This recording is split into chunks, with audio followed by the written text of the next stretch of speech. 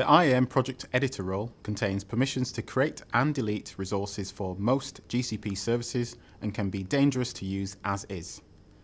Access scopes provide the ability to limit what permissions are allowed when using the default service account containing this role.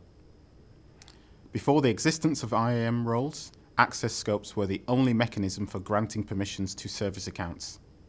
Although they are not the primary way of granting permissions now, you must still configure access scopes when initiating an instance to run under the default service account. It is important to remember that access scopes only apply on a per instance basis. You set access scopes when creating an instance, and the access scopes persist for only the life of that instance. There are several options when setting access scopes. The first is called Allow Default Access. This default access scope is actually very narrow and allows read-only access to storage as well as access to Stackdriver logging and monitoring. Other API access using the default service account will obviously be restricted. Consider the situation where your VMs need to access other APIs such as BigQuery, Cloud Data Store, Cloud SQL, Cloud PubSub, or Cloud Bigtable.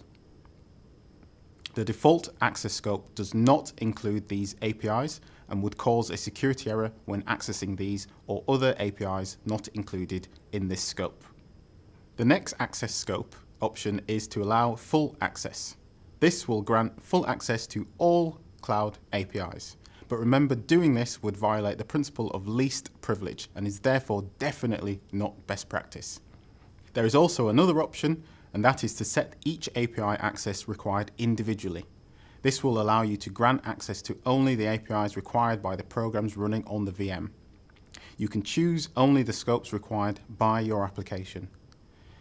If you are using the default service account, then this is a much better practice than granting full API access.